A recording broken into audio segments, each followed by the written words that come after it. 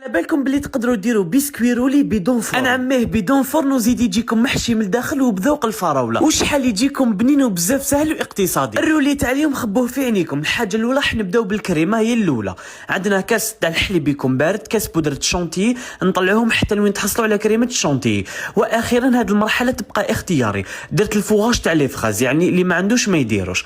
بعد ما طلعتها وخلطت مليح هنايا نروح نجيب الكاطو غاليت ماكسون. شوفوا الذوق اللي حبيتو نتوما ديروه، انا استعملت هذايا تاع الفاني وفيه واحد تلقوه بزاف شباب. هنا طميت كيما راكم تشوفوا بالنيسلي، شيت قرعه تاع النيسلي حتى لوين تحصلوا على عجينه لازم تكون طريه. شوفوا هنا لاباطي الا ما كفاكمش هذاك النيسلي كملوا فاخيرا طموه بالحليب، تتحصلوا على عجينه كيما شفتوا بزاف هايله وطريه. حليتها كيما راكم تشوفوا بالرولو هنايا، حطيت الكريمه تاعي من الداخل، قطعت لها شويه تاع لي فخاز هكا باش نعطوا لها حقها الوصفه.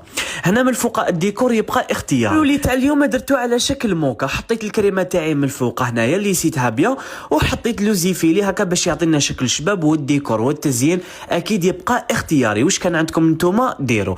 وصفتنا راهي ليك واجده، جربوها وبعثوا لي كامل تطبيقاتكم. الى الملتقى ان شاء الله. سلام.